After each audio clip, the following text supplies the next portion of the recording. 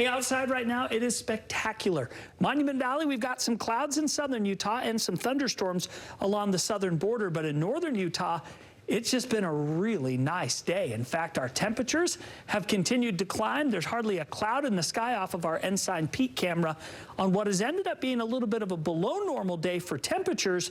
But across the country, well, Salt Lake City, 75. It could be cooler.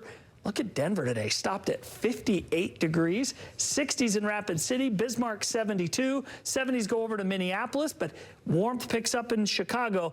They're ahead of a cold front, so 89 today in Chicago, 70s in Boston, 80s down in Raleigh and Atlanta, 90s in Dallas and El Paso. Phoenix today stopped at 97 in part because of the clouds and thunderstorms. This is southwest Utah, Washington County. There's a cell just over the border in Nevada. You come over to the east.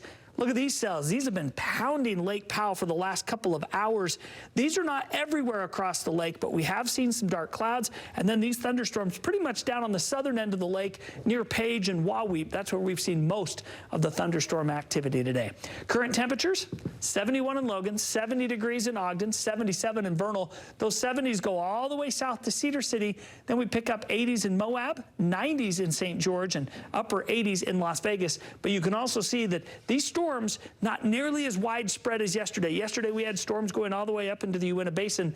Today we're kind of an in-between day where the storms are to the south, but tomorrow a secondary low pressure center, which is currently over Southern California and northern Mexico, it's going to move east and north and reintroduce a more widespread thunderstorm pattern across the area. So that will be the next chance. Watch what happens tonight. The storms there in the south go to bed, but tomorrow, boom, they fire up. Now, this particular model hasn't come into the Uintas and into Carbon County.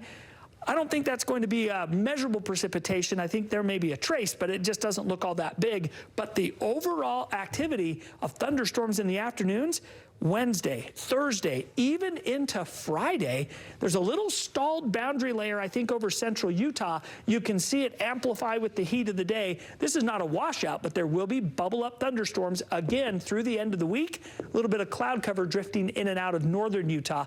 But all in all, temperatures will be trending upwards as we head out of the week and towards the weekend. 80 in Price, but 83 in Green River. I do have some thunderstorms there.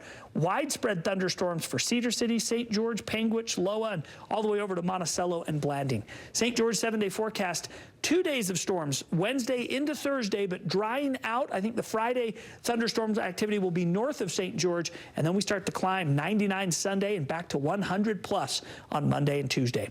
Northern forecast, another delightful day. Logan 75 and sunny, Heber City 77, Salt Lake City will climb to 78, Provo will go to 79, and you look at the 7-day forecast, those 70s, well, they turn to 80s, and then those 80s turn to 90s. A gorgeous week, a few clouds come and go, but it looking great through the weekend and into early next week, where we'll settle into 93 degrees on Monday and Tuesday, both above normal by more than 10 degrees, so a little warm up. Yeah, I don't usually settle into the 90s this early, Kevin. It's June. It's the season. Yeah, all right, thanks. Okay.